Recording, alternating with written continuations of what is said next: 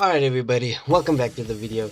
Today I am happy to bring to you guys, after a few weeks of blood, sweat and tears, I think we've got a perfected build post banlist. When I say perfected, I mean the most consistent way to play Synchron post banlist, because obviously with the Chaos Ruler build with the Hot Red and the Dawnwalkers, all of that was just perfect. But now that we've lost that, we just had to start testing. As you saw over the last few weeks, we've been testing various different builds. Like we tested the E-Tele package with the Psychic Rover, and that was pretty cool. And we tested the stuff coming in Darking Blast, Bisted stuff, so Bisted Magnamid, and that had a lot of synergy with Destrudo. But I decided, you know what, just cut back and just go for a more consistent build, and something that doesn't really change our combo lines all that much. So it's still very similar to the old combo lines, and I'll make videos on that coming next week. But for now, let's just focus on deck profile. Oh, and before I do continue, I would just like to put a little note out that I have created a Discord server for you guys to join, and you'll see there's a link in the description below, so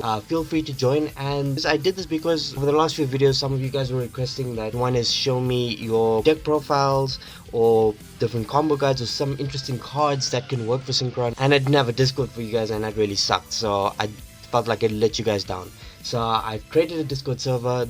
It's called Synchron Shenanigans, which is fair to it because we'd create a lot of weird stuff and we play around a lot of weird cards. So yes, Synchron Shenanigans.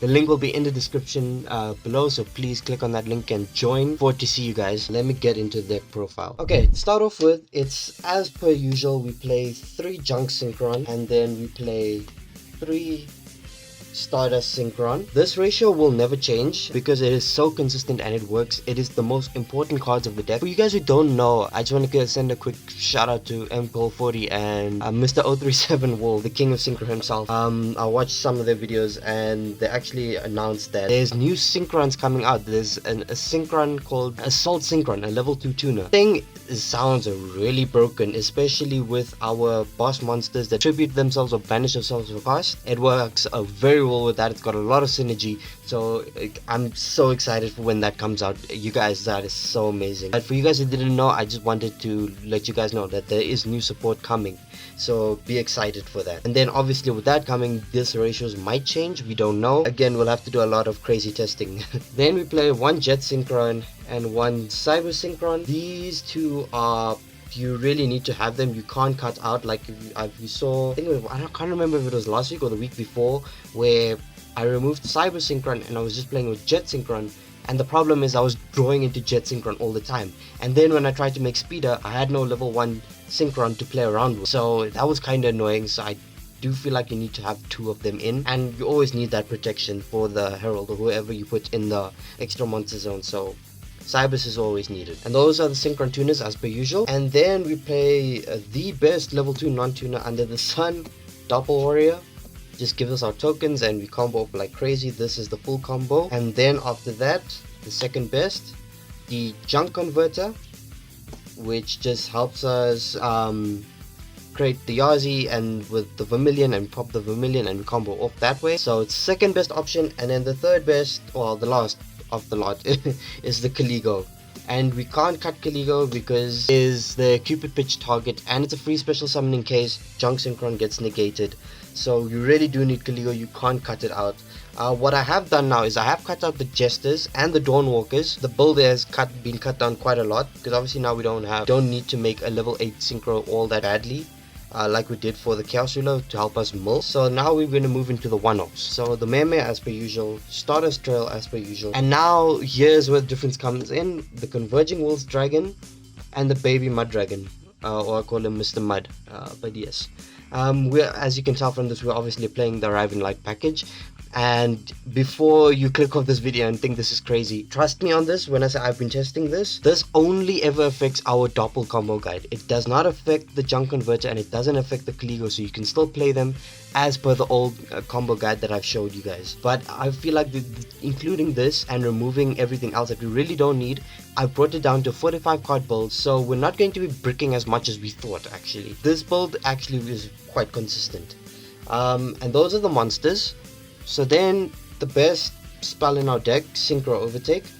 If you don't have it, get them from the tins. They're ultras now and they're much cheaper, so do pick them up. And then we play 3 tuning. Tuning cannot be cut down to 2 or even 1 like I've mentioned before, but you have to play it at 3. It is quite crucial and you need it for that mill and to draw into the, well, search the correct synchron in case you draw into the wrong one. Then we play the Stardust Illumination and then, as you know, the Riven Light. Now the only conflict with this deck is the fact that when you make Stardust Synchron, you need to decide whether you want to search a Riven Light or if you want to search Stardust Illumination. But to correct this, I added in Dragon Shrine, so obviously we don't have Destrudo, but this acts as a second illumination to help put our Stardust Trail in the graveyard.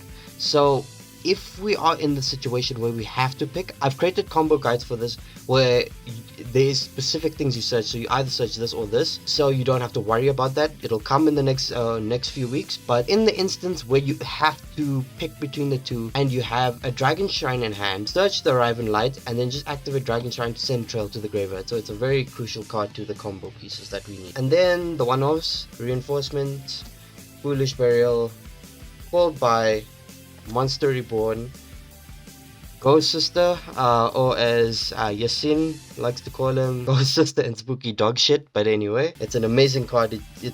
Our life points just go off the roof with this card. And that's the main stuff. And now we move into the hand drop segment where we play 2 DD Crow. If I had a third, I'd play the third. 2 Imperm, an Imperm and a Chalice. That's very important going first or second, so you need them. Well, the Imperm. The Chalice not so much. And then we play 1 Wiretap and 2 Crackdown. The reason Wiretap is here is because we need to find ways to stop the stupid D barrier and stuff like that. So Wiretap going first, you set this and you know you're good.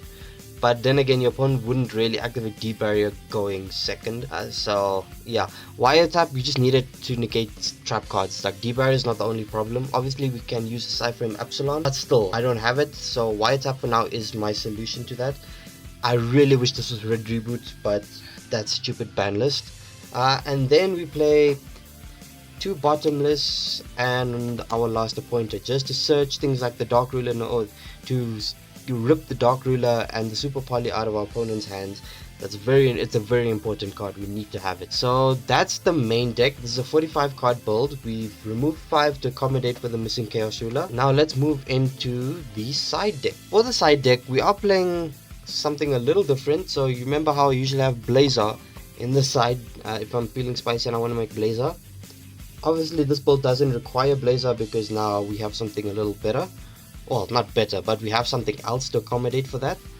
But the replacement in the side deck is Virtual QB Shenshen. Shenshen is great against Tearlament because they just can't use their graveyard, which is amazing. So if in that matchup, I would side out the Omega and put in Shenshen, and then obviously use Illumination, make a level 9, and you go into Shenshen. Then we play our 3 Dark Ruler no more. Very important going second card. Just negates a board, which is very good. No battle damage, but we needed to set up our board, and then once we've set up our board with all our negates, that's not going to be a problem in the coming turn. And then we play the Gamma package. Obviously I still need the 3rd Gamma, but it's fine. Gamma is really important going second. You just pop cards and negate stuff. It's amazing. And then back row hate, because mine and all the back row cards are going to have a field day now. So 1 Feather Duster, 1 Cosmic Cyclone, and 1 Mystical Space Typhoon. Honestly, if I had 3 orbs of each, I would play either one of them. And then the important spot removal, so we play 3 Radiant Kaiju. It's very safe, you need it, so it's just a little bit of reassurance. And then at my locals, we have a lot of Flunderies players and stuff like that. So Artifact Lancia, and then for the adventure package, 1 Ogre. And that is our side deck. Let me show you the extra deck. We have our little climbers. We have Shaman, Metal Marcher, and the Cupid Pitch. These are the little climbers that help us climb into the big stuff. Then we have our 1 Omni Negate, which is Herald of the Arc Light, Axel Synchron, and then the Heart and Soul Junk Speeder. The most important card in the deck. You don't want this to ever get negated. But at the same time, you can actually use this as bait. I'll create another video where you can use this as bait to go into this and just keep level climbing that way. It's pretty funny, but yeah. And then the one of the more broken cards, which is Librarian and Junk Warrior. This is our Synchro Overtake target. And then we have Starter Charge Warrior, just helps us draw and helps us keep comboing. Then the Yazi for the Post Nibiru and the Converter Guide. The Crystal Wing, one of our big boss monsters. The Omega helps rips cards. It's a very punishable card, very good. Then here the changes are Stardust Dragon, OG Stardust Dragon. We brought it back to the build. I didn't think I'd ever see this back in the deck, but here we are. Stardust Dragon, we're gonna need it for the card coming soon, and then obviously our Vermilion. And then this card, which is supposed to be Shooting Majestic Star Dragon. I don't have it yet. I'm getting it next week, so I'll put an image over this. This is Shooting Majestic, and yeah, our level 11 boss monster as the mat. But yeah, that's this build. So it works very well actually. Obviously not as good as the old build with the Chaos Ruler, because that mill was very important to us, but the second best alternative in my opinion. So next week I'll make the Doppel combo guide, showcasing to you how you use the Arrive in Light package to combo off. And then for the people who, I still get questions on people asking, how do we use Vermilion, how do we use Meme, how do we combo off with all of that crazy stuff. I'll redo the videos on the Converter Guide and the Caligo Guide just to help you guys out, and I will update the combo guides section. So I really hope this video helped you guys. I hope you guys are excited for this deck profile moving forward, and hopefully it does win us some matches. But yeah, that's all I have for you guys today. If you like the video, please like, comment, and subscribe. And as always, I'll see you guys in the next video. Peace.